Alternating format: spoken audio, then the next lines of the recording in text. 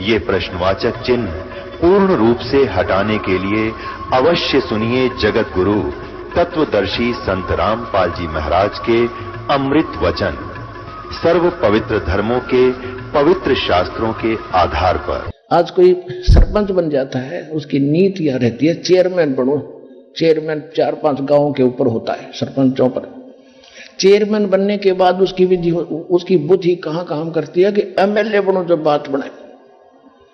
MLA बन गया तो सोचा मंत्री बनो तब बात बना, नहीं तो कुछ भी आनंद नहीं आया इसका। मंत्री बनने के बाद ये लगन रहती है कि मुख्यमंत्री बनो तब पक्की चौधर हो, कंप्लीट को यानी फुल फ्लेज बनो। और मुख्यमंत्री ने सोचा प्रधानमंत्री बनो। प्रधानमंत्री बना के ना बना टिकट कटगी और फिर गधा बनेगा जबर, वो भी सोचे।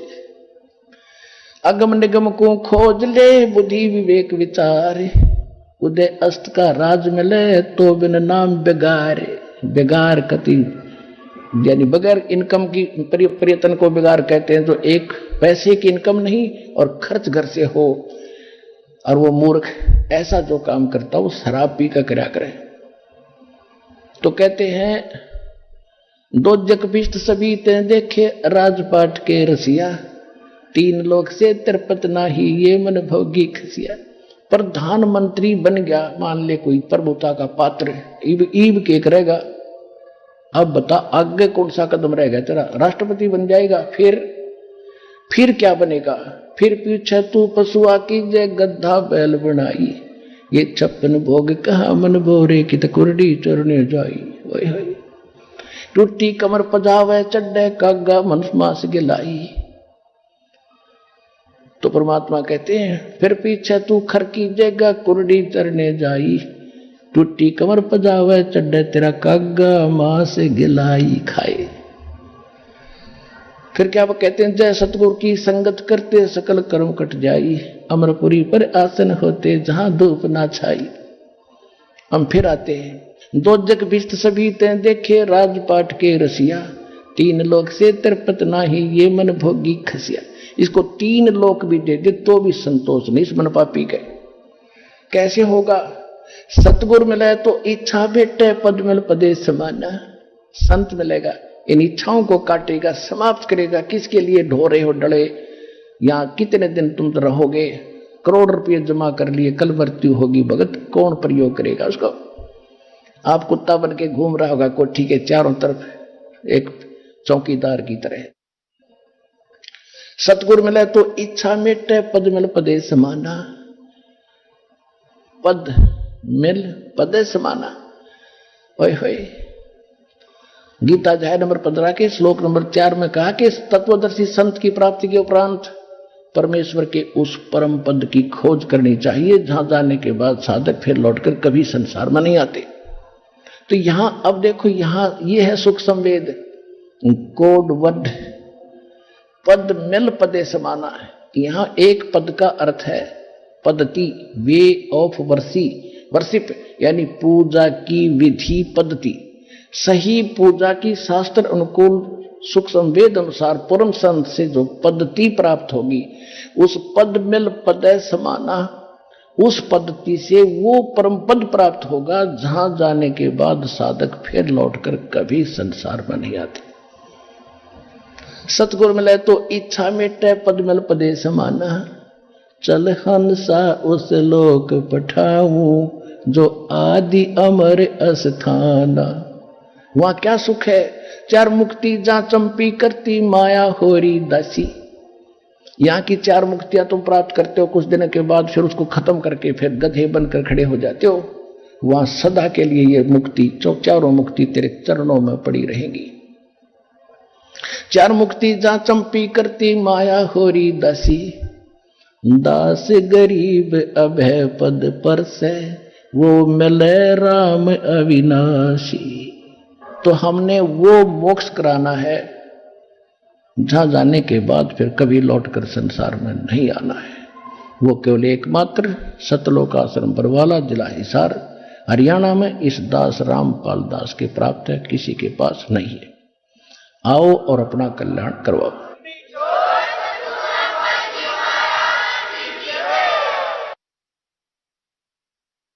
परमपिता परमात्मा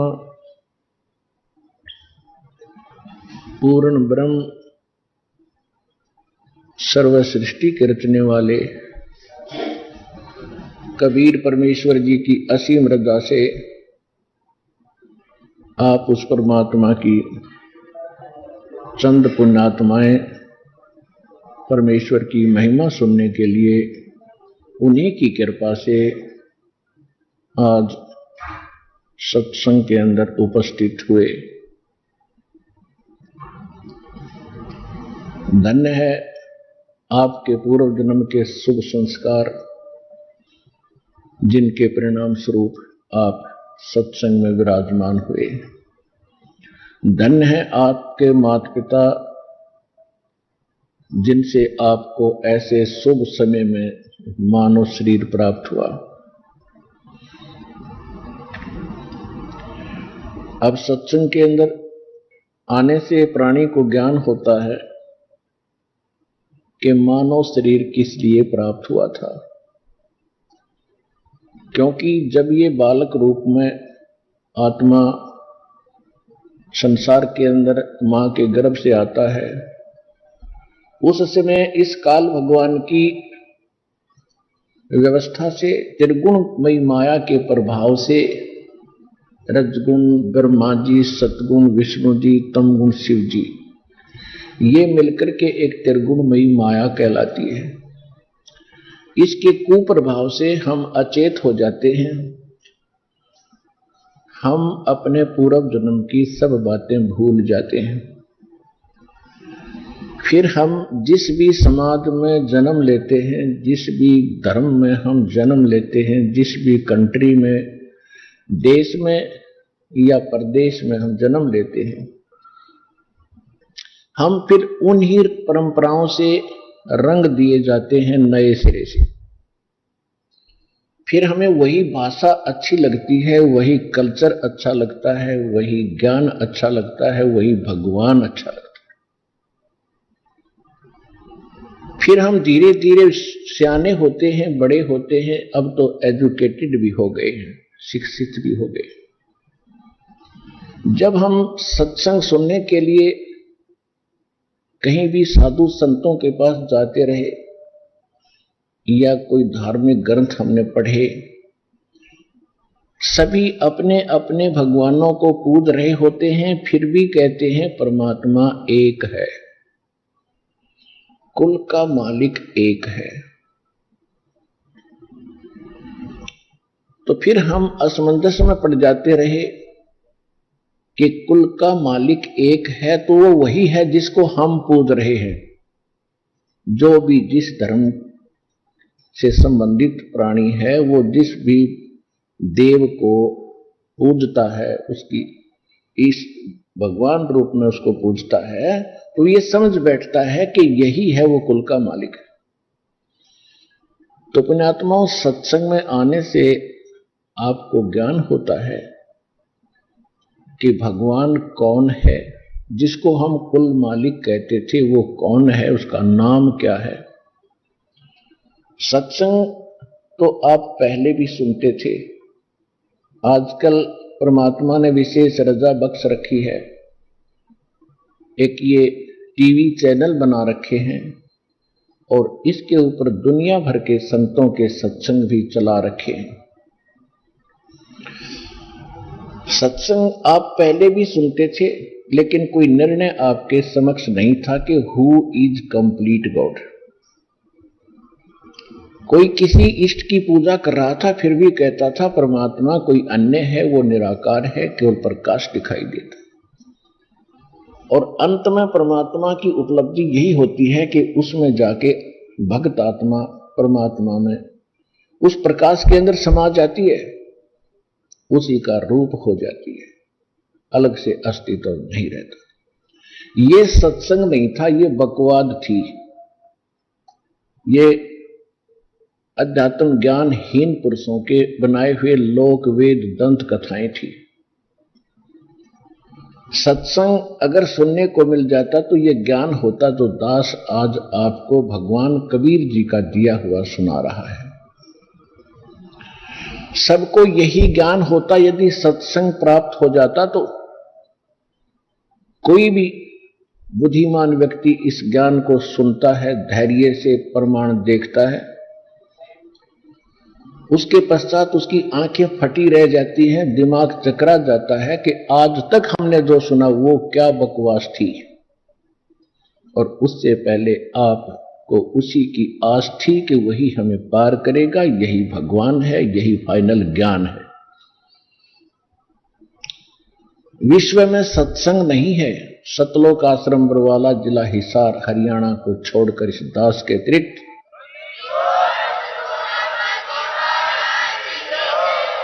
पूरे विश्व में कोई सत्संग करने वाला नहीं है। लोकवेद, दंत कथा,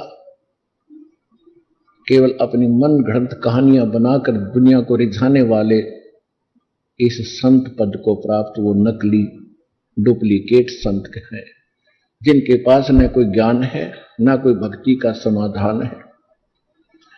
सत्संग परमात्मा ही कर सकता है, क्योंकि सत्संग उसको कहते हैं जो केवल सत्य पर आधारित हो, और सत्य भगवान के बिना कोई बता नहीं सकता।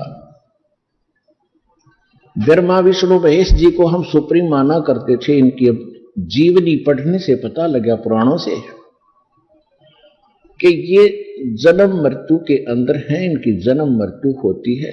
ये सुप्रीम गॉड नहीं है, ये कंप्लीट गॉड नहीं है, पूर्ण परमात्मा नहीं है, सबके सृजनहार नहीं है। इनके भी माता पिता है, और जो ज्ञान हमें प्राप्त था पुराणों का वो ब्रह्मा जी का दिया हुआ था। तो ब्रह्मा जी भी जन्म मृत्यु के अंदर हैं, और पुराण के अंदर देवी पुराण में तीसरे स्कंद में जिसमें नारद जी से व्यास जी ने पूछा कि हे मुनि जी, आप तो ब्रह्मा जी के पुत्र हैं और ब्रह्मा जी पूर्ण विद्वान हैं, आप कृपा मुझे सृष्टि की उत्पत्ति की जानकारी दीजिए और इस सृष्टि में कौन पूज्य देव है वो बताइए। नारद जी ने कहा, व्यास जी, मैं आपको वो ज्ञान सुनाना चाहता हूं जो मैंने अपने पिता ब्रह्मा जी से पूछा था। ब्रह्मा जी को ये सभी आज तक हिंदू धर्म के जो भक्त श्रद्धालु हैं वो पूर्ण विद्वान मानते रहे, और व्यास जी को बड़ा अच्छा लगा कि आज मुझे उसके पुत्र के मुख से आज सच्चाई जानने को मिलेगी, क्योंकि पिता पुत्र तो रोजाना ही चर्चा करते रहते हैं। नारद जी ने कहा कि मैंने जो अपने पिता से प्रश्न किया था, जो आपने मुझसे किया है, यही प्रश्न मैंने किया था। उसने क्या जवाब दिया?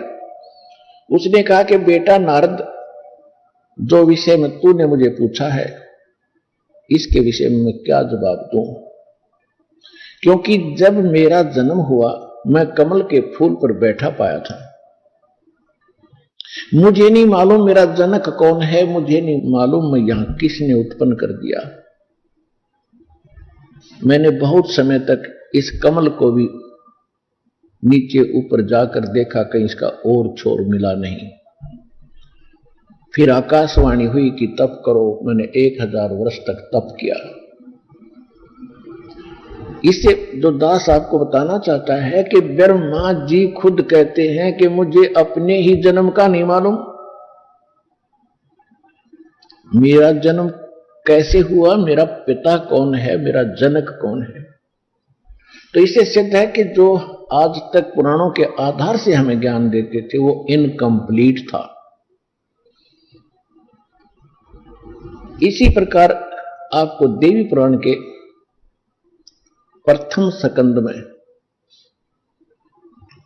गीता प्रेस गोरखपुर से प्रकाशित सचित्र मोटा टाइप श्री देवी पुराण पृष्ठ नंबर 28-29 पर प्रथम स्कंद में ब्रह्मा जी से व्यास जी ने पूछा, और ब्रह्मा जी बताते हैं एक बार नारद और व्यास जी की फिर गोष्ठी हो रही थी, तो व्यास जी ने यही प्रश्न किया था नारद जी से कि इस संसार में कौन पूज्य है।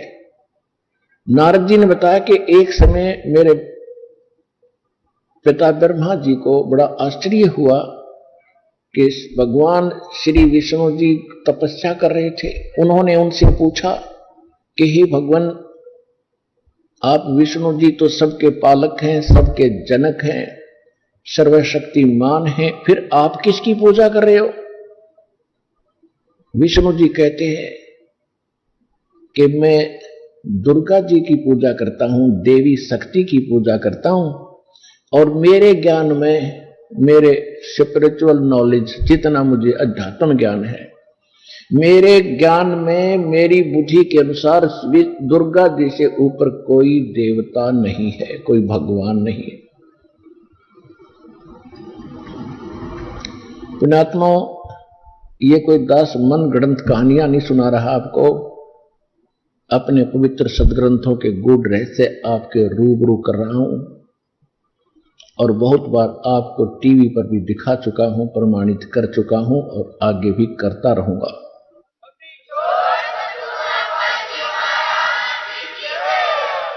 क्योंकि ये एक ऐसा स्कूल है, विद्यालय है, जिसमें प्रथम कक्षा के बच्चे भी आते हैं, जिन्होंने आज ही उपदेश दीक्षा ली है, प्रवेश पाया है।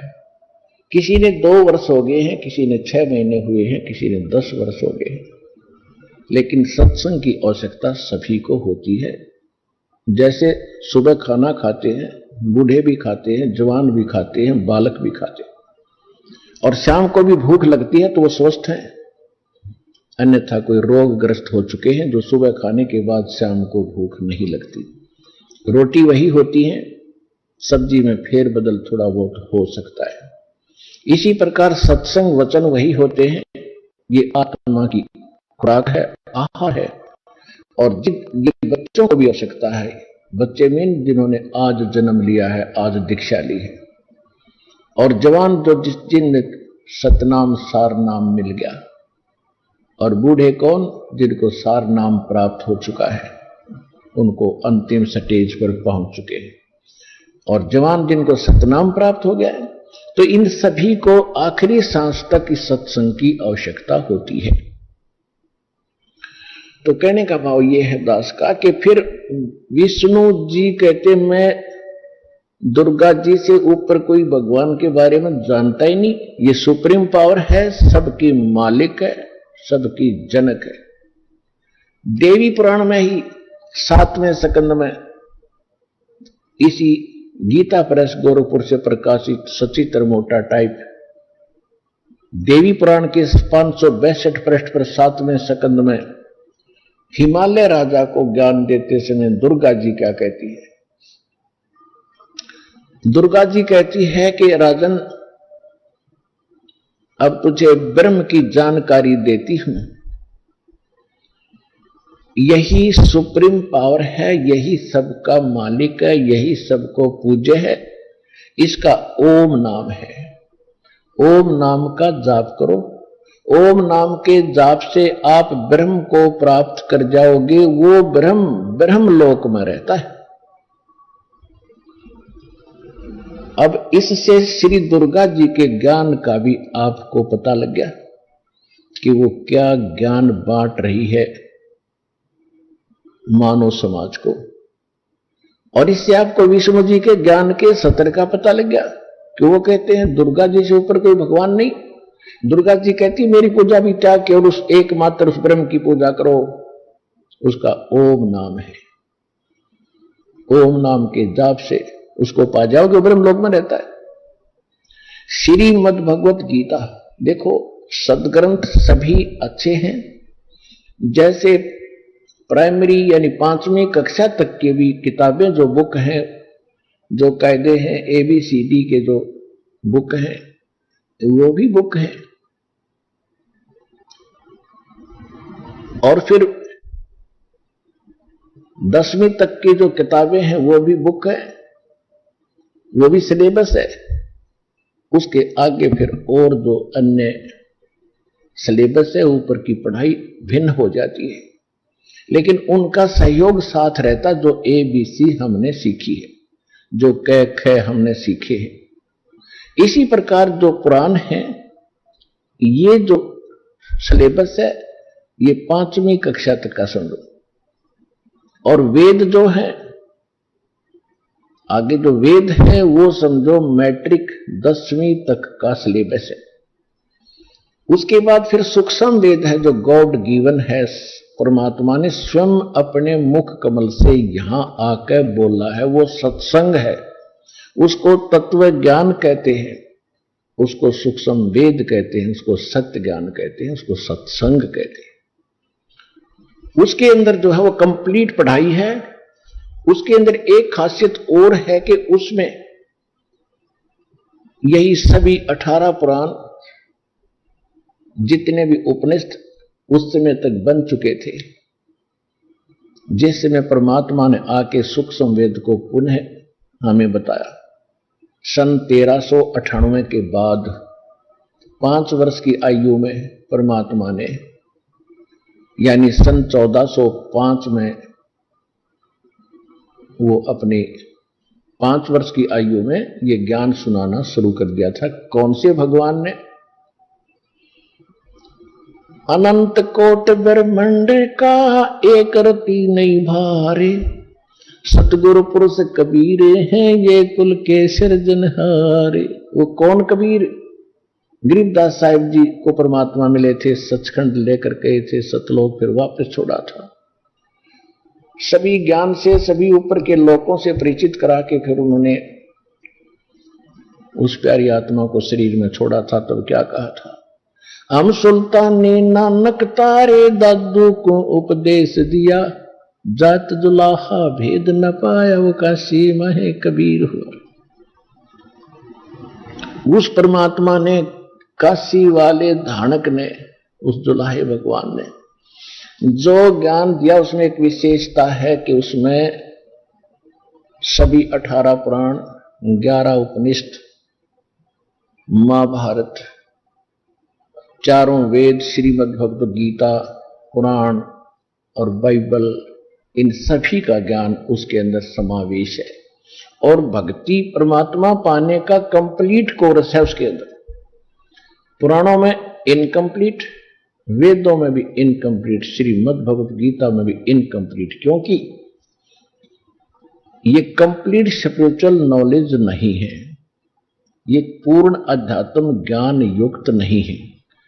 प्रमाण के लिए श्रीमद् भगवद गीता अध्याय नंबर 4 के श्लोक नंबर 32 और 34 में स्पष्ट कर दिया है।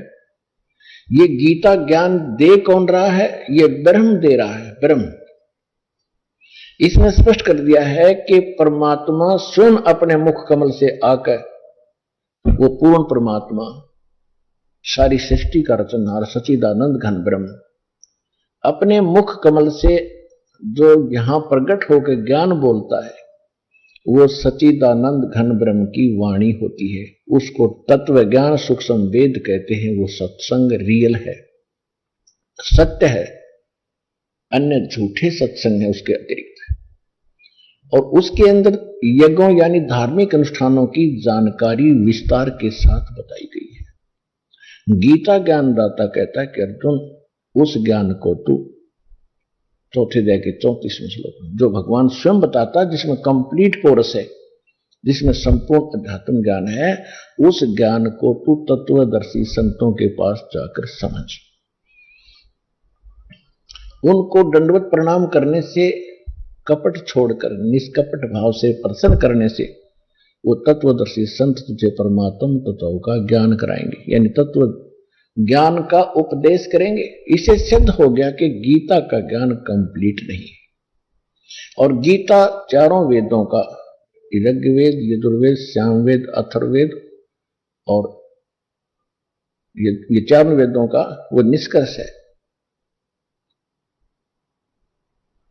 यजुर्वेद अध्याय नंबर 40 के श्लोक नंबर 10 में स्पष्ट किया है कि कोई तो परमात्मा को संभवात कहता है। संभवात माने जन्म लेता है, श्री राम और कृष्ण रूप में अवतार। जैसा ये मानते हैं। और कुछ कहते हैं कि वो असंभवात है, वो जन्म लेने वाला है ही नहीं, अजन्मा है, और वो निराकार है, वो जन्म नहीं लेता। वो कैसा है? परमात्मा साकार है या निराकार है, जन्म लेता है या नहीं लेता है, उसकी जानकारी वो तत्वदर्शी संत बताते हैं, उनसे सुनो। तो इससे सिद्ध हो गया कि ये कंप्लीट नहीं है, एक संपूर्ण ज्ञान नहीं है हमारे श्रीमद् भगवत गीता और वेदों में। तो इससे सिद्ध हो गया कि ये कंप्लीट ज्ञान नहीं है। तो कंप्लीट यानी संपूर्ण ज्ञान वो परमात्मा स्वयं बताते हैं। अब आपको बताते हैं कि जैसे दुर्गा जी ने कंप्लीट ज्ञान अपना बता दिया, जो जितना वो जानती हैं कि ब्रह्म से ऊपर और कोई भगवान नहीं, कोई शक्ति नहीं, उसका ओम नाम है और उसका जाप करो, ओम के जाप से ब्रह्म की प्राप्ति होगी, ब्रह्म रहता ब्रह्मलोक में। अब श्रीमद् भगवत गीता चारों वेदों का निष्कर्ष है और कलयुग के अंदर इसको समझने, चारों वेदों को समझने का एक आसान तरीका बनाया गया। इसमें गीता अध्याय नंबर 8 के श्लोक नंबर 13 में गीता ज्ञान दाता कहता है, ओम इति एकाक्षरम ब्रह्म व्यवहारन माम अनुसमरण ये परियाति तजन देहम सयाति परमाम गतिम। मुझ ब्रह्म का एक ओम मंत्र है और कुछ नहीं, इति बस। और इसका अंतिम श्वास तक सिमरण कर, उच्चारण करके सिमरण करता हुआ जो शरीर छोड़कर जाता है, वो ओम से मिलने वाली परम गति को प्राप्त होता है। ओम से क्या प्राप्ति होती है? ये दुर्गा जी ने देवी पुराण में बता ही दिया कि ब्रह्मलोक प्राप्ति होती है और ब्रह्म का ये जाप है। और ये गीता ज्ञानदाता खुद कहता, श्री कृष्ण जी में प्रवेश करके ये बोल रहा है, जो ब्रह्मा विष्णु महेश के पिताजी हैं। इसने प्रतिज्ञा कर रखी है कि मैं कभी किसी के समक्ष अपने वास्तविक रूप में नहीं आऊंगा। गीता अध्याय नंबर 7 के श्लोक नंबर 24 और 25 में यह स्पष्ट भी करता है कि मैं अपनी योग माया से छुपा रहता हूं। यदि श्री कृष्ण ये भाषा बोलते तो श्री कृष्ण तो सामने खड़े थे, वो छुपे कहां किसी से। यदि श्री कृष्ण गीता जी का ज्ञान दे रहे होते तो ये शब्द नहीं बोलते। वो कहता, मैं अब देख बाहर निकला हूं, तेरे अंदर से प्रवेश करके बाहर आया हूं और ये मेरा वास्तविक रूप है और मैं कृष्ण नहीं हूं। मुझे अव्यक्त को ये व्यक्तिम आपनम मननते अबुझा, बेबुद्धि के लोग, ये मंद बुद्धि के व्यक्ति मुझ अव्यक्त को, मैं कभी किसी के सामने नहीं आता, छुपा रहता हूं। मुझे व्यक्ति मान रहे होंगे कृष्ण रूप में, मैं कृष्ण नहीं हूं, मैं तो अपनी योग माया से छुपा रहता हूं। ये मेरा अटल अनुत्तम नियम है। अटल माने सदा रहने वाला, अनुत्तम माने घटिया। क्योंकि जब एक सारी सृष्टि का यहाँ का मालिक माना जाता है, ब्रह्मा विष्णु महेश का पिता है, वो पिता आज पुत्रों को भी ज्ञान नहीं, मेरा पिता कौन है, कैसा है, तो वो व्यक्ति कैसा हो सकता जो अपने बच्चों से भी छुप कर रह रहा है? उसमें कोई दोष है, वो कोई निकम्मा आदमी है। अपनी उस इंसल्ट से डरने का कारण अपने बच्चों को भी मुंह नहीं दिखाता। वो मुंह दिखाने लायक नहीं रहा वो व्यक्ति जो ऐसे बोलता है। तो इसने ऐसी ही गलती कर रखी है और ऐसी कर ही रहा है। ये 1 लाख रोज मानव शरीरधारियों जीवों को खाता है। यह हाहाकार मचती है, किसी का बेटा मर गया, किसी की बेटी मर गई, किसी का पति मर गया, किसी की पत्नी मर गई, किसी की मां, किसी का बाप। तो ऐसा व्यक्ति सामने कैसे आएगा? तो ये खुद कहता है, मैं अपनी योग माया से छुपा रहता हूं, ये मेरी अटल प्रतिज्ञा है। तो इससे सिद्ध हो गया कि ये गीता ज्ञानदाता श्री कृष्ण में प्रवेश करके बोल रहा है कि मुझ ब्रह्म का ओम इति एकाक्षरम ब्रह्म व्यवहारन माम समरण। ब्रह्म माम यानी माम ब्रह्म, मुझ ब्रह्म का एक ओम मंत्र है, और इसका सिमरण करता हुआ, उच्चारण करके सिमरण करता हुआ, और जो शरीर छोड़कर जाता है अंतिम सांस तक इसका सिमरण करता, तो ब्रह्म, इस ओम से मिलने वाली जो ब्रह्म गति है उसको प्राप्त होता है। ओम से कौन सी गति प्राप्त होती है आपको बता ही दिया, ब्रह्मलोक प्राप्त होती है। अब श्रीमद् भगवद गीता अध्याय नंबर 8 के श्लोक नंबर 16 में यह भी स्पष्ट कर दिया है कि ब्रह्मलोक में गए हुए प्राणी भी पुनरावृत्ति के अंदर हैं अर्जुन। वैसे इस श्लोक का अनुवादकों ने गलत कर रखा है। इन्होंने ये लिख दिया कि मुझे प्राप्त होकर के किसी का जन्म नहीं होता। नहीं, इसका अर्थ यह है कि ब्रह्मलोक में गए हुए प्राणी भी पुनरावृत्ति यानी पुनर्जन्म मृत्यु के अंदर हैं अर्जुन। और जो ये नहीं जानता कि ओम के जाप वाला ब्रह्मलोक में गया, ब्रह्मलोक में गए हुए भी जन्म मृत्यु में रहते हैं, वो मुझे प्राप्त होकर भी पुनर्जन्म है अर्जुन। मुझे प्राप्त होकर भी उनका पुनर्जन्म है अर्जुन। इसका यथार्थ अनुवाद ये है, उन्होंने गलत कर रखा है। यदि उनकी माने, एक गलत अनुवादकों की, ये झूठे अनुवाद कर रखे, इनको ज्ञान नहीं था। यदि इनकी बात को बड़ा करें कि गीता ज्ञानदाता ये कह रहा है कि मुझे प्राप्त होकर किसी का जन्म मृत्यु नहीं होता, ये गीता अध्याय नंबर 2 के श्लोक नंबर 12 में, गीता अध्याय नंबर 4 के श्लोक नंबर 5 में और 9 में, गीता अध्याय नंबर 10 के श्लोक नंबर 2 में ये स्वयं स्वीकार करता है कि अर्जुन तेरे और मेरे बहुत जन्म हो चुके हैं, तू नहीं जानता, मैं जानता हूं। हम पहले भी जन्मे थे, आगे भी जन्मेंगे, केवल वर्तमान में ही नहीं है। और यह भी स्पष्ट करता है 10वें अध्याय के दूसरे श्लोक में कि मेरी उत्पत्ति को ये देवता और ऋषि नहीं जानते, क्योंकि इनको उत्पन्न करने वाला मैं हूं। क्योंकि ब्रह्मा विष्णु महेश, ये 33 करोड़ देवता, 88,000 ऋषि, जो ये सभी इस काल भगवान ब्रह्म के उत्पत्ति है। दुर्गा इसकी पत्नी है ब्रह्म की, और ब्रह्मा विष्णु महेश इसके प्रथम 3 पुत्र हैं। प्रथम ब्रह्मा, सेकंड विष्णु और थर्ड शिव। इसके बाद फिर ये उत्पत्ति इनसे हुई है, कुछ दुर्गा के वचन से हुई है। तो इस प्रकार ये काल की सृष्टि प्रारंभ हुई है। आज का जो प्रसंग है ये क्या हो गया सिद्ध, के ब्रह्म कहता है कि मैं भी जन्म और मृत्यु के अंदर हूं, मैं भी कंप्लीट स्पिरिचुअल नॉलेज नहीं रखता हूं, संपूर्ण अध्यात्म ज्ञान मुझे नहीं है। चौथे अध्याय के 34वें श्लोक में इसने कह दिया कि उसको तत्वदर्शी संतों के पास जाकर पूछो और वो बताएंगे।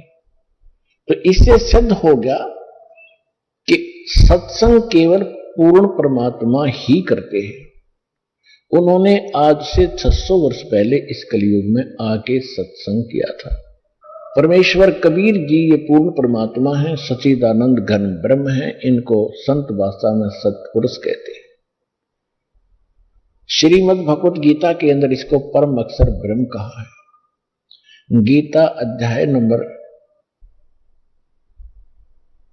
7 के श्लोक नंबर 29 में गीता ज्ञान दाता कहता है, वैसे तो गीता अध्याय नंबर 7 के अंदर बहुत कंप्लीट ज्ञान है, बहुत अच्छा ज्ञान है। इसमें यह भी स्पष्ट किया है कि जो अर्जुन मैं ज्ञान तुझे देने जा रहा हूं, इसको जानने के बाद फिर कुछ भी जानना शेष नहीं रह जाएगा। इसमें क्या बताया है, 7वें अध्याय के 12 से लेकर 15 तक तो ब्रह्मा विष्णु महेश इन देवताओं की भक्ति करने वालों की स्थिति बताई है, उनका क्या होगा। इसमें स्पष्ट किया कि रजगुण ब्रह्मा, सतगुण विष्णु, तमगुण शिव जी, इन तीनों के द्वारा जो भी हो रहा है उसका निमित्त कारण मैं हूं, मेन कारण कौन? ब्रह्म। ब्रह्मा जी से क्या होता है, यहां जीवों की उत्पत्ति करते हैं प्राणी, वासना वश होकर के, जीव के बस की बात नहीं। जैसे किसी ने शराब पी रखी है तो उसको चक्कर आना, गिर जाना, लड़खड़ाकर चलना, टुटलाकर बोलना उसके बस की बात नहीं। उसके उस नशा है। इसी प्रकार इस ब्रह्मा जी से निकल रहे रजगुण के प्रभाव से सभी प्राणी युवा होते ही इनके ऊपर ये प्रभाव अपने आप ऑटोमेटिकली इफेक्ट करता है, जीव के बस की नहीं। तो जिस कारण से संतानों उत्पत्ति सभी प्राणी करते हैं, तो इससे क्या हो रहा है, जीवों की उत्पत्ति, मनुष्यों की उत्पत्ति जिनको ये खाता है। और विष्णु जी के सतोगुण से क्या है कि यह सतिथि एक दूसरे में मोह ममता प्यार और संपत्ति में मोह, माता पिता में ममता, बच्चों के अंदर प्रेम, पति पत्नी का, भाई बहन का प्यार, तो ये एक ऐसा जकड़ दिया जीव के बस का नहीं, इससे इधर उधर टस से मस हो जाए। और तीसरे देवता का आपको पता ही है क्या करता है, सबको मारता है, हर फिर भी हम इनको पूजते हैं। बताओ हमारी कल पर पत्थर पड़ गए थे। तो क्या कहता है गीता ज्ञानदाता यानी ब्रह्मा विष्णु महेश का पिता के रजगुण ब्रह्मा, सतगुण विष्णु और तमगुण शिव जी के द्वारा जो भी इन तीनों गुणों से जो कुछ हो रहा है उसका मुख्य कारण मैं हूं, परंतु मैं इनमें नहीं और ये मुझ में नहीं, क्योंकि ये इनसे अलग रहता है और इनको बना दिया इन्होंने, एक एक गुण युक्त पैदा कर दिया। ये बहुत बार आपको सृष्टि रचना में बताया है, ये कैसे रजगुण बने, कैसे सतगुण बनाए, कैसे तमोगुण बनाए, और इनसे जो कुछ हो रहा है उसका निमित्त कारण मैं हूं, क्योंकि इसने 1 लाख मानव शरीरधारी प्राणियों को खाना पड़ता है। ये ऊपर का कवर यहां रह जाता है। सारे जीवन में जैसे भी ये सब शराब पीता है, तम्बाकू पीता है, तम्बाकू खाता है और चटपटे आहार करता है, उसकी वासना सूक्ष्म शरीर के अंदर लिप्त होती रहती है कुछ अंश, जैसे बादाम की गिरी खाने की होती है, ऊपर का छिलका नहीं। तो ये ऊपर का छिलका ये यहां छोड़ देता है, अंदर से वो गिरी निकालकर तपतशिला यानी एक तवी के ऊपर, बहुत बड़ा तवा है पत्थर का, उसके ऑटोमेटिक गर्म रहता है, उस पर पटक देता है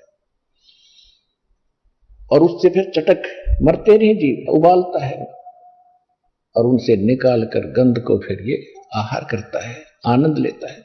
और यहां हाहाकार मची होती है, किसी का बेटा मर गया, किसी की बेटी मर गई, किसी का परिवार मर गया। हम ऐसे कसाई के लोक में रह रहे हैं, परमात्मा ने आकर हमें बताया है। अब जो प्रसंग चल रहा है उसी पर आते हैं। अब तीनों गुणों के द्वारा जो हो रहा है ये ब्रह्मा विष्णु महेश के द्वारा ये हो रहा है, जो इन्हीं ब्रह्मा विष्णु महेश तीनों गुणों के पुजारी हैं, ब्रह्मा विष्णु महेश के, वो राक्षस स्वभाव को धारण किए हुए मनुष्यों में नीच दूषित कर्म करने वाले मूर्ख, ये ब्रह्म कहता ये मेरी भक्ति भी ना करते, यानी ब्रह्म की साधना भी नहीं करते, ये तो आन उपासना तक ही सीमित है। ये है गीता अध्याय नंबर 7 के श्लोक नंबर 1 से लेकर 15 तक का निष्कर्ष। वैसे तो 12 से 15 का है, लेकिन 1 से 2, 3, 4 में इसने सब स्पष्ट बता दिया है कि अब जो मैं ज्ञान तुझे आज दे रहा हूं 7वें अध्याय में, इसको जानने के बाद फिर कुछ भी जानना शेष नहीं रहेगा अर्जुन। इसमें यह भी स्पष्ट कर दिया कि बलवानों का बल और बुद्धिमानों की बुद्धि मैं ही हूं। 7वें अध्याय के 6, 7, 8, 9 श्लोक में जब चाहे इनका रिमोट ऑन कर देता हूं, जब चाहे इनकी बुद्धि बंद कर देता हूं। जैसे उदाहरण के लिए जब सीता जी का अपहरण कर लिया रावण ने, रामचंद्र जी को पता नहीं, मेरी पत्नी ने कौन उठा ले गया, और त्रिलोकी नाथ को आवे। उधर से जब पार्वती जी ने देखा आसमान से शिव जी के साथ बैठे कि हे भगवान ये आदमी क्यों रो रहा, डकरा डकरा के वृक्षों से लिपट लिपट के, तो श्री शंकर भगवान ने कहा कि इंसान नहीं है, ये विष्णु भगवान के हैं स्वयं, इनकी पत्नी गुम हो गई है इसलिए रो रहे हैं, सीता गुम हो गई है। तो पार्वती को शंका हुई कि भगवान और रोए क्यों? तो पार्वती जी ने कहा कि मैं परीक्षा लूंगी, सीता रूप धारूंगी, इसके सामने जाऊंगी, अगर मुझे पहचान लेंगे कि मैं पार्वती हूं, सीता नहीं हूं, तो मैं भगवान मान लूंगी, आपकी बात को मैं सत्य मानूंगी। तो भगवान शिव ने कहा कि ऐसी गलती मत कर देना, यदि तूने सीता रूप बना लिया तो मेरे लिए पत्नी रूप में स्वीकार्य नहीं रहेगी, क्योंकि वो मेरे बड़े भाई की पत्नी है और बड़े भाई की पत्नी मां के तुल्य होती है। तू मेरी मां बन जाएगी। उस समय तो पार्वती जी ने कहा कि ठीक है जी, मैं ऐसा नहीं करूंगी। जब भी आंख में चौनी देकर भगवान शिव जी इधर उधर गए, सीता रूप बनाया, श्री राम के सामने खड़ी होगी। अब वहां काल ने उस अपने पुत्र विष्णु की बुद्धि ऑन कर दी राम की, और कहा कि हे दक्ष की बेटी माया, आप यहां किस लिए आई? भगवान शिव कहां रह गए, कहां छोड़े आई? तो बड़ी शर्मिंदा हुई पार्वती जी और कहा, सचमुच भगवान शंकर आपको ठीक ही प्रणाम कर रहे थे, क्योंकि भगवान शिव ने जब ऊपर से प्रणाम किया तो पार्वती देख रही थी कि ये, क्योंकि पार्वती जी तो उसी को भगवान मान रही थी। हमारी यही स्थिति है, हम जिसकी पूजा करते हैं हम उसी को भगवान मान बैठे, उससे ऊपर मानते ही नहीं। तो पार्वती जी को यह भ्रम था कि महादेव जी के ऊपर कोई परमात्मा हो ही नहीं सकता, ये किसको प्रणाम कर रहे? इस शंका का उसने समाधान करने के लिए ये ड्रामा कराया था। तो श्री रामचंद्र जी ने जब तो पहचान लिया कि तुम तो दक्ष की बेटी हो, भगवान शिव को कहां छोड़ आई? अपनी पत्नी का पता नहीं उसने कौन उठा ले गया, उसको खोजते पर रहे जैसे किसी की गाय गुम हो जाया करे, कोई इधर पूर्व में गया खोजने, कोई पश्चिम में, हनुमान जी को पता लग गया, वो संदेशा ले आई, जब आप सीता पाई। तो इससे सिद्ध हो गया कि कहता कि बुद्धिमानों की बुद्धि मेरे हाथ में है, मेरे कंट्रोल में है, जब चाहे इनको ऑफ कर दूं, जब चाहे ऑन कर दूं। और जिसने महाभारत का युद्ध इसने करवाया, अर्जुन मना करता था मैं लड़ूंगा नहीं, भीख मांग कर खा लूंगा, भगवान ये पाप नहीं करना चाहते, ऐसे राज के आग लगे। लेकिन उसने काल श्री कृष्ण में प्रवेश करके उसको इतना डरा धमका दिया, सब भयंकर रूप दिखा दिया, ज्ञान का बहाना करके इधर उधर की अटपट करके उसने नाश करवा ही दिया। और उसने अर्जुन के अंदर प्रवेश कर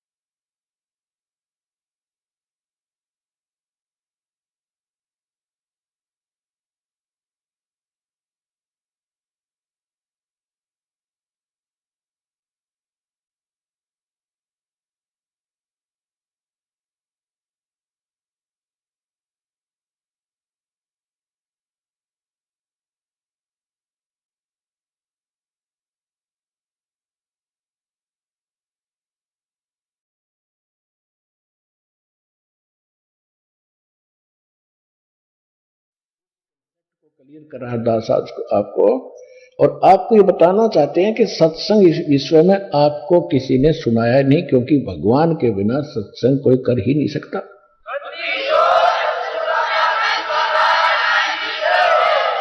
और भगवान 600 वर्ष पहले सत्संग करके गए थे और वो लिपिबद्ध हो गया था, वो सूक्ष्म वेद सच्चिदानंद घन ब्रह्म की वाणी, कबीर वाणी। और उस ज्ञान को आज अपने दास को बुद्धि दी है, जो दास समझ सके उस भगवान के गूढ़ रहस्यों को दिए हुए उसके ज्ञान को।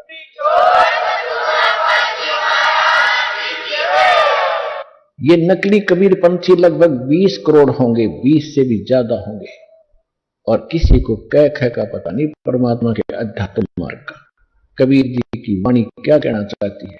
इन्हीं को आधार लेते हैं और कोई उनके पास यथार्थ ज्ञान नहीं, न भक्ति और समाधान है, न कोई पूजा की विधि उनकी परमात्मा के अनुकूल है। तो जो प्रसंग चल रहा है कि 7वें अध्याय के 12 से लेकर 15 तक में स्पष्ट कर दिया है कि तीनों गुणों रजगुण ब्रह्मा सतगुण विष्णु तम गुण शिव जी की जो पूजा करते हैं वो राक्षस स्वभाव को धारण किए मनुष्यों में नीच दूषित कर्म करने वाले मूर्ख मेरी भक्ति भी ना करते। इससे सिद्ध हो गया कि ब्रह्मा विष्णु महेश की भी पूजा नहीं करनी चाहिए, लेकिन अनादरणीय नहीं है।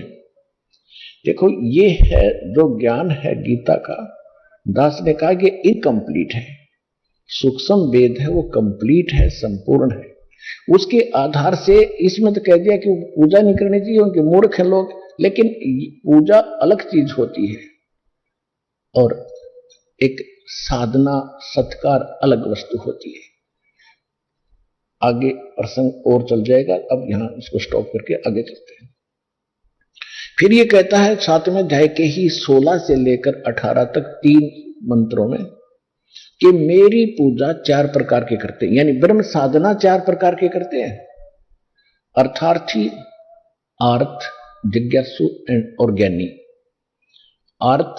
अर्थार्थी जो धन लाभ के लिए वेद मंत्रों से अनुष्ठान करते हैं, वो किसी अन्य जंत्र मंत्र या अन्य किसी और वाणी का सहयोग नहीं लेते, जैसे जय गणेश देवा इस तरह की आरती नहीं करते, वो केवल वेद मंत्रों से अपना अनुष्ठान करते हैं जैसा उनको ज्ञान है।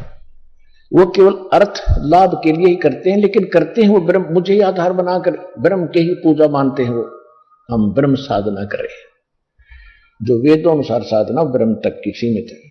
आइए अब हम उन श्रद्धालुओं के अनुभव जानते हैं जो जगत गुरु तत्वदर्शी संत रामपाल जी महाराज जी से दीक्षा प्राप्त कर चुके हैं तथा उनके द्वारा बताए गए भक्ति मार्ग पर चल रहे हैं। सर नमस्कार। सत साहिब जी। सर क्या नाम है आपका? मेरा नाम विजय दास है जी। विजय, कहाँ से आए आप? मैं सर कुरुक्षेत्र में रहता हूँ सर, कुरुक्षेत्र से आया हूँ सर। सर आप कुरुक्षेत्र हरियाणा से बिलोंग करते हैं। संत रामपाल जी महाराज से नाम दीक्षा लेने से पहले आप क्या भक्ति साधनाएं करते थे? सर मैं एक हिंदू परिवार में होने के नाते जो भी हिंदू धर्म में पूजा पाठ किया जाता है, ब्रह्मा जी, विष्णु जी, शिव जी और जितने भी देवी देवता हैं उन सब की हम पूजा किया करते थे। और जितने भी हमारे हिंदू धर्म में तीज त्यौहार हैं वो सब हम मनाया करते थे। और हमने सिरसा में जो पंथ बना हुआ है डेरा सच्चा सौदा सिरसा, उसमें भी हमने वहाँ से भी नाम दीक्षा ली हुई थी। संत गुरमीत राम रहीम जी से हमने नाम दीक्षा ली थी और उन्होंने हमें 3 नाम दिए थे, सतपुरख, अकाल मूर्त, शब्द स्वरूपी राम।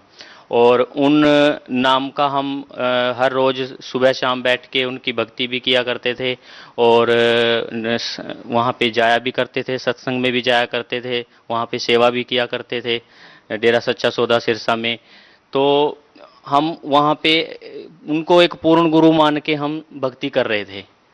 लेकिन जब हमें सन 2009 में हमें संत रामपाल जी महाराज जी का एक शिष्य मिला, उनसे हमने ज्ञान गंगा पुस्तक ली और उस ज्ञान गंगा पुस्तक में पढ़ने के बाद हमें मालूम हुआ कि जो हम वहाँ पे जाया करते थे डेरा सच्चा सौदा सिरसा में, वो बताया करते थे कि परमात्मा निराकार है। लेकिन ज्ञान गंगा पुस्तक में और हमें हमारे सभी शास्त्रों के अंदर लिखा हुआ है कि परमात्मा साकार है, परमात्मा निराकार नहीं है। अगर परमात्मा निराकार है तो हम उसको देखेंगे कैसे? वहाँ पे तो कहा जाता है कि साधना करो, भक्ति करो और ये जो आपको नाम दिया गया है तीनों नाम का जाप करो, आपको 10वें द्वार पे प्रकाश दिखेगा। और एक तरफ तो कहते हैं प्रकाश दिखेगा, और अगर हम उनसे पूछते हैं कि परमात्मा कैसा है, कहते हैं वो तो प्रकाश रूप है, बस वो प्रकाश ही भगवान है। लेकिन जब हमने ज्ञान गंगा पुस्तक पढ़ी, उस पुस्तक से संत रामपाल जी महाराज जी के ज्ञान से हमें मालूम हुआ कि परमात्मा निराकार नहीं है, परमात्मा साकार है और वो आते भी हैं, जाते भी हैं, देखने योग्य हैं परमात्मा, उनके दर्शन होते हैं। सर संत रामपाल जी महाराज से नाम दीक्षा लेने से पहले आपने डेरा सच्चा सौदा सिरसा से नाम ले रखा था। सर फिर आपको संत रामपाल जी महाराज से नाम दीक्षा लेने की क्या आन पड़ी कि आपने संत रामपाल जी महाराज से नाम दीक्षा ली? सर संत रामपाल जी महाराज जी की शरण में हम ऐसे आए कि हमें जो ज्ञान आज तक सुना गया था, जहाँ जो जितना भी ज्ञान हमें अपने बड़े बुजुर्गों से या हिंदू धर्म से या हमें डेरा सच्चा सौदा सिरसा से जो भी हमें ज्ञान सुना तो हमें उससे संतुष्टि नहीं हुई थी। फिर भी हम परमात्मा की खोज करते रहते थे। इसी खोज में हमने निरंकारी मिशन से भी नाम उपदेश लिया था, उनसे उनका मंत्र भी लिया था। वो कहते थे कि भी तू ही निरंकार, मैं तेरी शरण आ, मैनू बख्श दे। उन्होंने ये मंत्र दिया था, तो वो भी हमने 2-2.5 साल किया, लेकिन हमें किसी भी तरह का कुछ आध्यात्मिक अनुभव भी नहीं हुआ था और सही ज्ञान का नहीं मालूम हुआ था कि परमात्मा कौन है, कैसे हैं भगवान, कहाँ रहते हैं, किसने देखा है भगवान। तो ज्ञान गंगा पुस्तक को पढ़ने से हमें रियलिटी का पता चला कि परमात्मा कबीर साहिब हैं। सर, आपने ज्ञान गंगा पुस्तक को पढ़ा, आपको ज्ञान हुआ कि संत रामपाल जी महाराज पूर्ण संत है। सर, जब आप संत रामपाल जी महाराज की शरण में गए तो सर आपको क्या अलग लगा, आपको क्या अनुभव हुए? क्या आपको पूर्ण संत की शरण में जाने का अनुभव हुआ कि आपको लगा कि अब मैं सही जगह पे आ गया हूँ? सर, जब से हम परमात्मा की शरण में आए हैं संत रामपाल जी महाराज जी की, जिस दिन से हमने पुस्तक ही पढ़ी थी, सिर्फ उस पुस्तक को पढ़ने से ही हमें असली पता चल गया था कि भी परमात्मा कबीर साहिब हैं। और जो हमारी खोज थी कि भी भगवान कौन है, वो हमारी पूरी हुई कि भी परमात्मा कबीर साहिब हैं।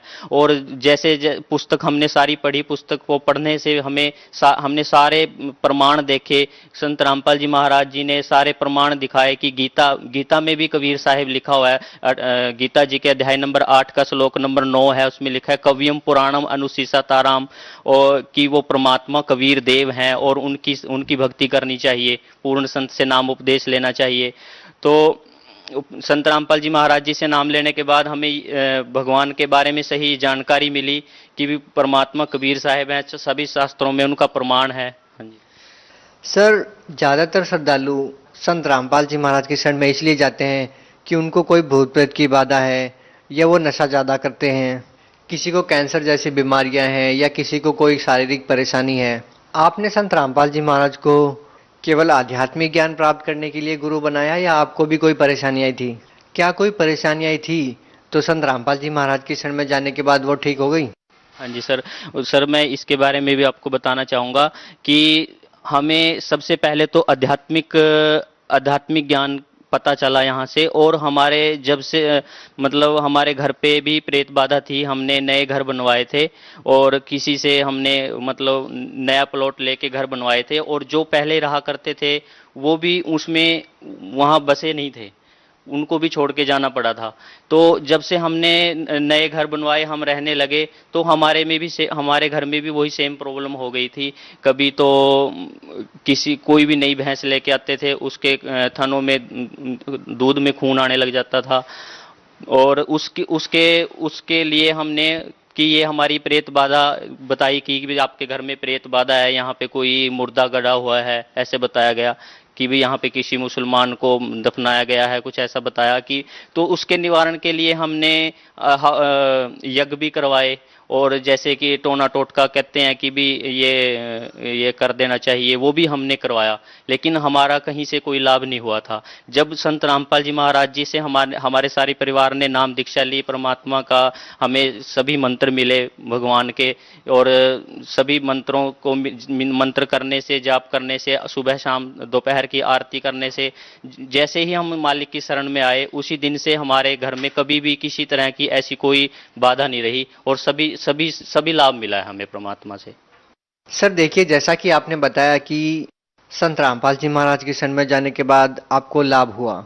सर, यदि बात करें अध्यात्म की, या एक तरह से कहें कि ज्ञान की, तो संत रामपाल जी महाराज ने कुछ वर्ष पहले ही आध्यात्मिक मार्ग में कदम रखा, या ये कहें कि नाम दीक्षा स्टार्ट की है और सत्संग प्रवचन शुरू किए। वही दूसरी तरफ जिन पंथों से आपने नाम दीक्षा लेके संत रामपाल जी महाराज की शरण में आए हैं, वो पंथ हजारों वर्षों से, सैकड़ों वर्षों से चल रहे हैं। तो ये क्या भिन्नता है? आखिर ये कैसे संभव है कि जो धर्मगुरु सैकड़ों वर्षों से नाम दीक्षा पीढ़ी दर पीढ़ी नाम देते आ रहे हैं, उनके पास वो भक्ति विधि नहीं है जो संत रामपाल जी महाराज के पास है? ऐसी क्या बात है कि सैकड़ों वर्षों से जो पंथ चलते आ रहे हैं उनसे आध्यात्मिक, भौतिक या आर्थिक लाभ नहीं हो रहे हैं? संत रामपाल जी महाराज जो कि कुछ वर्षों से नाम दीक्षा दे रहे हैं, उनसे नाम दीक्षा लेने मात्र से लाभ हो रहे हैं। आखिर ये भिन्नता कैसे है? सर आपने बिल्कुल सही कहा कि हजारों वर्षों से जो धर्मगुरु बने हुए हैं या इतने पीढ़ी दर पीढ़ी नाम देते हुए आ रहे हैं, उनके श्रद्धालुओं को कोई लाभ नहीं हो रहा। और संत रामपाल जी महाराज जी के शरण में जो भी भगत आ जाता है, चाहे आर्थिक प्रॉब्लम हो, चाहे किसी भी तरह की उनको प्रॉब्लम हो, भूत प्रेत का साया हो या कि कोई भी उनको किसी भी तरह की प्रॉब्लम हो, उनको तुरंत लाभ मिल जाता है। ये परमात्मा का ही चलाया हुआ मार्ग है।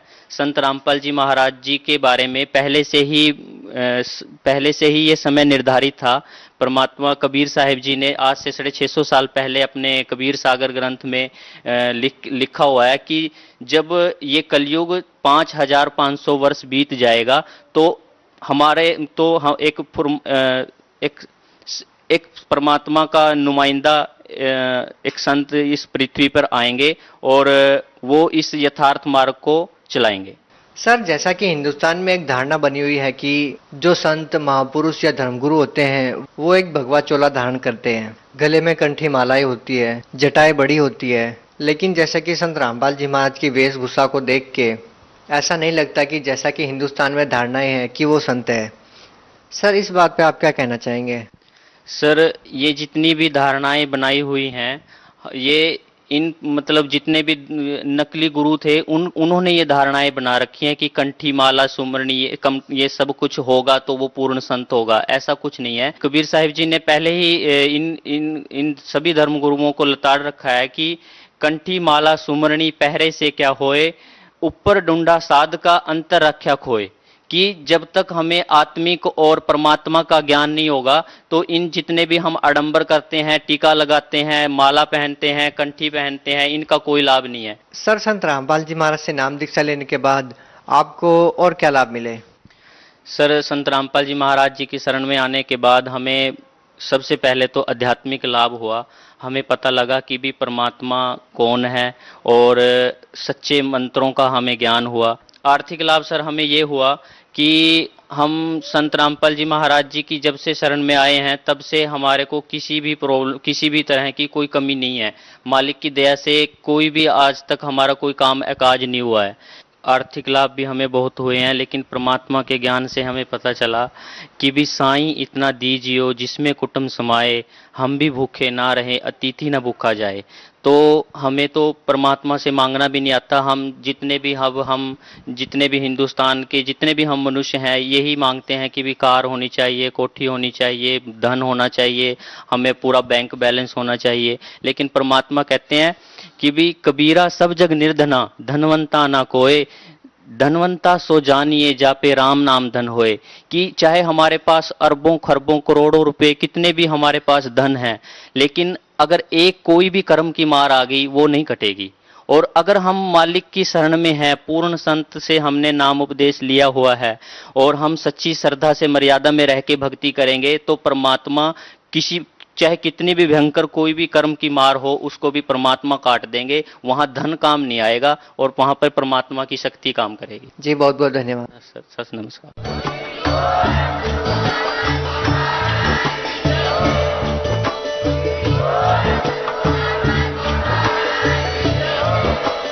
आप सुन रहे थे जगत गुरु तत्वदर्शी संत रामपाल जी महाराज जी के मंगल प्रवचन। अधिक जानकारी के लिए विजिट कीजिए हमारी वेबसाइट www.jagat